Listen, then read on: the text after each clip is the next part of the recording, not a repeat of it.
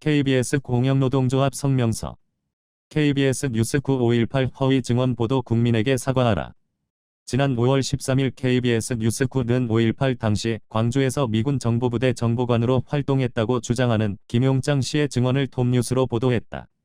전두환 전 대통령이 1980년 5월 21일 헬기로 광주에 내려온 뒤 회의를 주재했고 이 자리에서 사살 명령을 내린 것으로 추정된다고 보도한 것이다. KBS 뉴스 9은 이날 뉴스에서 김용장 씨가 북한군이 수백 명 침투했다는 설에 대해서는 강경진압 빌미를 얻기 위해 우리 군인들이 사복을 입고 장갑차 탈취 등의 극렬 행위를 일으켰다고 말했습니다. 라고 보도했다. 그러나 최근 김용장 씨가 자신의 신분에 대해 거짓말을 한 것이 드러났다. 김 씨는 501 군사정보단의 군사정보관으로 근무한 적이 없고 통역관으로 일했다고 경향신문이 보도했다. 자신의 신분을 속인 것이라면 그 증언하는 내용도 거짓일 가능성이 매우 높다. 그런데도 KBS는 당시 김 씨의 증언 내용을 톱뉴스로 보도하면서도 김 씨의 신분이나 증언 내용을 제대로 검증하지 않았다. 결과적으로 국민을 속인 셈이 아닌가. 광주에서 헬기 사격이 있었다고 말만 하면 그 누가 말해도 사실인 것처럼 보도하는 태도가 옳은 것인가. KBS 뉴스 91518 관련 일방적 주장 보도는 여기서 그치지 않는다. 5월 15일 KBS 뉴스 9는 단독 광주 투입 헬기 탄약 500발 사용이라는 뉴스를 역시 톱으로 보도했다.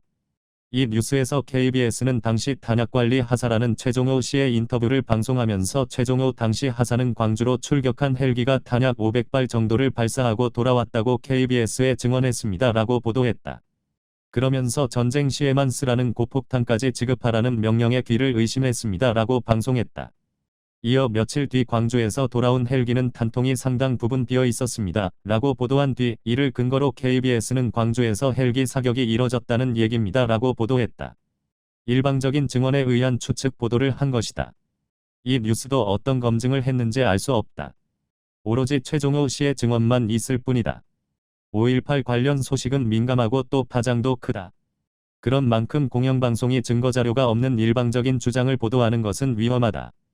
지금 KBS는 편파, 왜곡 시비 등의 영향으로 KBS 뉴스 9의 평일 시청률이 한 자릿수로 떨어지는 날이 많아지고 광고도 급감해서 심각한 경영난을 겪고 있다. 총체적인 위기이다. 그런데도 사측은 공정한 보도를 하기는커녕 과거 사장 시절에 일했던 기자와 PD 등을 조사해서 징계를 추진하고 있다. 반대 목소리를 잠재우려는 꼼수로 밖에는 보이지 않는다. 국민들이 KBS를 떠나고 있고 직원들마저 KBS 뉴스와 프로그램을 보지 않는다고 한다. KBS 뉴스 9는 5.18 관련 허위 증언 보도에 대해 국민에게 사과하고 잘못된 정보를 바로 잡아 다시 보도하라. KBS는 더 비참한 상황을 맞이하기 전에 하루빨리 공영방송 본연의 자세로 돌아오라. 2019년 6월 4일 KBS 공영노동조합